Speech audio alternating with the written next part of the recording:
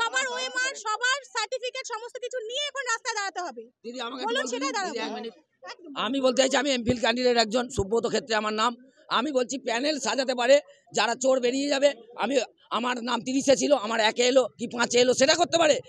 Not পরীক্ষা। আমি বলছি যে যাত্রাটা এখানে ফার্স্ট হচ্ছে 10 বছর পর অন্য জায়গায় গিয়ে ফার্স্ট হতে পারবে। সুপ্রিম কোর্টের বিচারপতি আজকে যদি পরীক্ষায় ফার্স্ট হয়, কালকে ফার্স্ট হতে পারবে 10 বছর পর।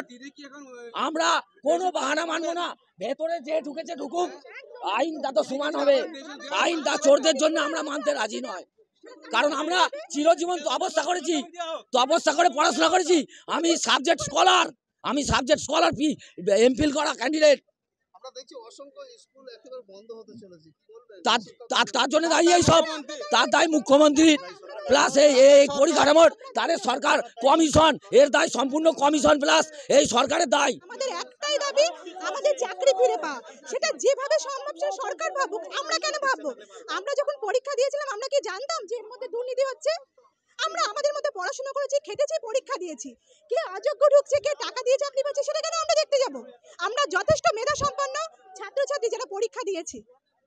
ফলে এখানে আমরা কিভাবে চাকরি ফেরত দেবো সেটা ওনাদের ব্যাপার। আমাদের চাকরিতে বহাল রাখতে হবে যে কোনো মূল্যে। এটাই হচ্ছে আমাদের। কথা বলতে চাই দাদা, সিজিআই কি খেয়ে রায়টা দিয়েছিল? যে এসএসসি দুর্নীতি করলো আবার তাকেই পরীক্ষা দিতে দিচ্ছে।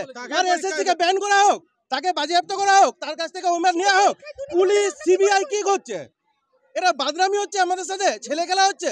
বলুন, আমরা পড়াশোনা করে কষ্ট করে দিন রাত এক করে খেটে পরীক্ষা দিয়ে চাকরি পেলাম, আর এতদিন পরে এসে বলছে চাকরি বাতিল। আমরা কি দোষ করলাম? আর সিজিআই কাজ চাপে রায় দিল, তাদেরকে বাদ দিক। হ্যাঁ, সেগুলো তো প্রমাণিত। যারা সিবিআই তদন্ত করেছে, যারা টেন্টেড বেরিয়েছে, তাদেরকে বাদ দিয়ে আরো ইনভেস্টিগেশন করুক। তারা ইনভেস্টিগেশন করুক, প্রসেসিং রাখুক। সে কোনো কিছু পেল না, সে আমাদের সব দেখুক। দরকার আমাদের বাড়ি বাড়ি যাক, মাধ্যমিক স্কুল যাক, প্রাইমারি স্কুল থেকে যে ইনভেস্টিগেশন করুক যে আমরা কিরকম, আমাদের কতবার ভেরিফিকেশন করবে, আমরা কতবার পরীক্ষা দিতে যাবো, যোগ্য আমরা কতবার পরীক্ষা দিতে যাবো। সিজিআই যে এসএসসি দুর্নীতি করলো, যে কমিশন, আবার তাকেই দায়িত্ব দিচ্ছে, তাকে ব্যান করুক। সেখানে যারা অধিকর্তারা বসে আছে তাদের চাকরি খাক, দেখি কেমন ক্ষমতা আছে। 100% দুর্নীতি হবে, তখন আমরা কোথায় যাব? 3 মাস হবে না 3 বছর হবে না 30 বছর হবে, কোনো ঠিক আছে? আমরা কেন পরীক্ষা দেবো? আমরা কতবার পরীক্ষা দেবো?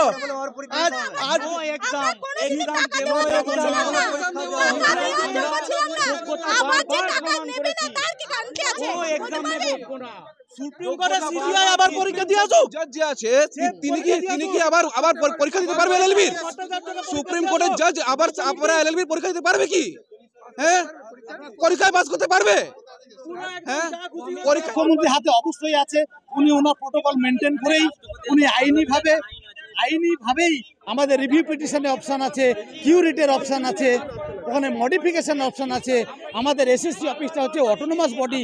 এত কিছু থাকা সত্ত্বেও সর্বোপরি উনি আমাদের মুখ্যমন্ত্রী, আমাদের জনদরদি মুখ্যমন্ত্রী। ফলে উনার হাতে অনেক কিছু করা আছে। উনার যদি সদিচ্ছা থাকে উনি আমাদেরকে চাকরিটা ফিরিয়ে দিতে পারবে, এটা আমাদের দৃঢ় বিশ্বাস। আমি Murshidabad Paharpur union high school থেকে এসেছি, সোহেব মোহাম্মদ। বলছি, মুখ্যমন্ত্রীর নেতা মন্ত্রী বা তার আইপিএস অফিসারের বিরুদ্ধে কোনো যদি হাইকোর্ট রায় হয়, সে রাস্তায় এসে বসে পড়ে এবং তারপরে কোনো রকম তাদেরকে কোনো রকম অ্যাপ্লাই হয় না। যে রাজীব আমরা আইপিএস অফিসার দেখেছিলাম, তার বিরুদ্ধে তদন্তের রায় দিয়েছিল, কিন্তু সে তদন্ত হতে দেয়নি। কিন্তু আমরা যেহেতু যোগ্য, আমাদের যেহেতু গ্রাউন্ড আছে, আমাদের কোনো তথ্য প্রমাণ আসেনি এবং আমরা কোনো রকম দুর্নীতির সাথে যুক্ত নয়, তাহলে কেন আমাদের রাস্তায় এসে আমাদের পাশে মুখ্যমন্ত্রী বসবে না? আর মুখ্যমন্ত্রীর দরকার হলে আইন করে হোক, রাষ্ট্রপতির কাছে পেয়ার করে হোক, প্রধানমন্ত্রীর কাছে পেয়ার করে হোক, লোকসভায় আইন করে হোক। আমাদের যোগ্যদের এই যে পরিবারকে রাস্তায় নামিয়ে দিয়েছে, যোগ্যদের পরিবার যখন পরিবারের সাথে আঘাত হয় তখন তার কর্তা যে কত কষ্ট হয় সেই পরিবারের কর্তাই জানে।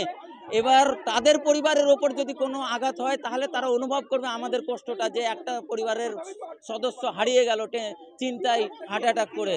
কিন্তু তারা কোনো মানবিক দিক দেখবে না। আজকে বিকাশ রঞ্জন বলছে কোনো মানবিক দিক দেখা হবে না, কারণ ধর্ষকেরও তো ফাঁসি হয়, শাস্তি হয়। তাহলে ধর্ষকের উনি আগের একটা ভিডিওতে, বঙ্গ টিভি ভিডিওতে বলছেন যে এই যে যোগ্যদের পরিবার রাস্তায় বসে পড়লো, তাহলে এই যোগ্যদের পরিবারগুলো কি দোষ করেছিল, যোগ্যরা কি দোষ করেছিল? কিন্তু তিনি উত্তর দিচ্ছেন যে ধর্ষকেরও তো পরিবার থাকে, ছেলে মেয়ে থাকে, তাহলে ধর্ষককে কি জেল থেকে ছেড়ে দেবে, তাকে কি শাস্তি করে দেবে?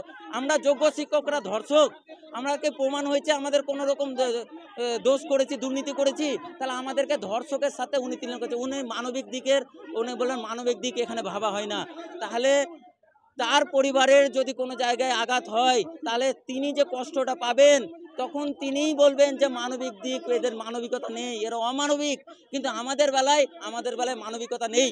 তাহলে আমরা পশু, আমাদের কোনো মানসিক আইন শৃঙ্খলা কোনো কিছু সমাজকে মানব না, কারণ উনিই বলছে যে আমাদেরকে মানবিকভাবে দেখা হবে না। আমি গোয়ায় রামচন্দ্র পাল ইনস্টিটিউশন থেকে এসেছি, ফিলোজফির শিক্ষক, হুগলি ডিস্ট্রিক্টে। নাম ওবায়দুর রহমান।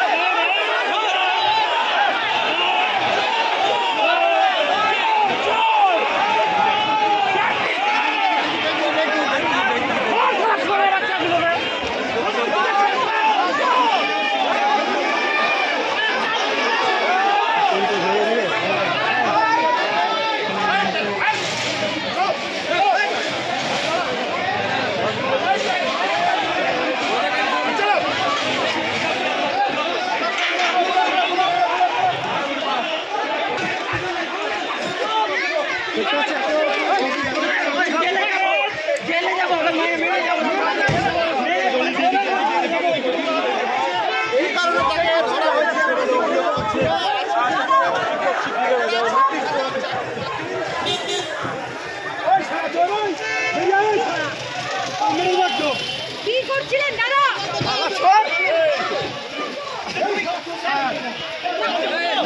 কোথায় আছে?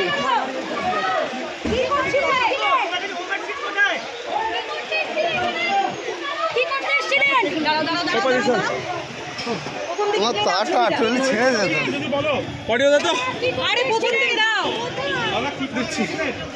পুরো ছেড়ে যেত না। আপনি কি অযোগ্য টাকা দিয়ে চাকরি পেয়েছেন? দাদা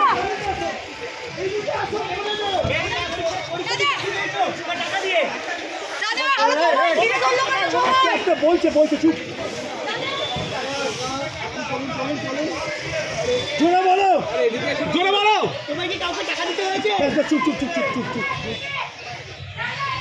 আরে ভাই চুপ কর না। এদিকে অডিও দিচ্ছে। আরে এদিকে আয় না। বেশি বকে বাস দিচ্ছ।